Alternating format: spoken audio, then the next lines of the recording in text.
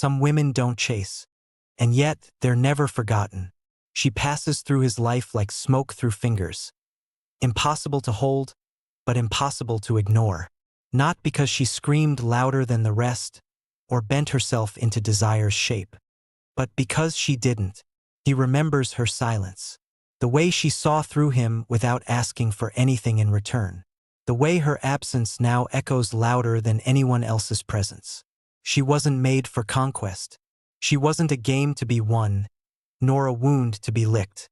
She was the one his psyche recognized before his ego had the language. The one who mirrored back everything he wasn't ready to confront. He couldn't touch her, not really, because she wasn't there to be touched. She was there to awaken, and so she unsettled him. Not with drama, but with stillness. Not with need, but with knowing. Not with seduction, but with sovereignty. He moved on, of course, or so it appeared. Found warmth elsewhere. Easier arms, simpler echoes.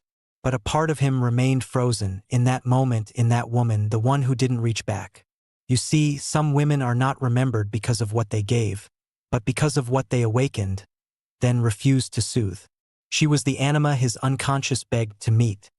The inner feminine that offered redemption through reflection, not rescue. She stirred his unlived longing, not for her but for himself. And that terrified him. She asked nothing. That was the threat. He could not buy her approval, could not seduce her attention, could not tether her presence.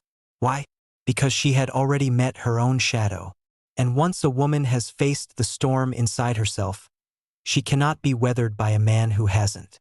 Her radiance wasn't softness, it was self-possession. Her eyes didn't beg to be chosen. They revealed whether he was ready to choose himself. That's why he couldn't touch her. Because she wasn't playing by the old rules. And he hadn't outgrown them yet. She knew what he wanted even when he didn't. The feminine always does. Not the mask she wore in society, but the ancient, undomesticated feminine beneath. The one that smiles when men project their ideals onto her, then walks away when they don't claim those ideals within themselves. She had once yearned, too. But over time, she saw the pattern.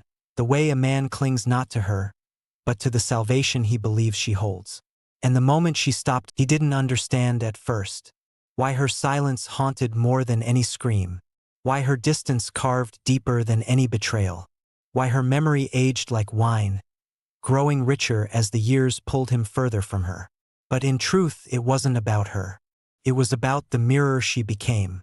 She didn't become unforgettable because she begged to stay. She became unforgettable because she knew when to leave. She was the threshold, the invitation, the pause before transformation. But only he could walk through. And when he didn't, she didn't slam the door. She simply disappeared, like dusk surrendering to night, quiet, final, unapologetic. He returns in dreams now, not to possess her, but to feel her one last time. Not her body, but her energy.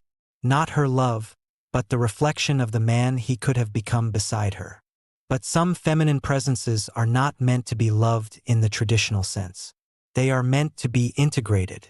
And until he meets her inside himself, until he welcomes the mystery, the wildness, the depth, he will remain haunted. Because the woman who walks away in silence isn't weak. She simply sees more. And sometimes, love is not about staying. Sometimes, it's about becoming the lesson the other must carry into the life they chose without you. He couldn't touch her, because she wasn't his to hold, only to remember.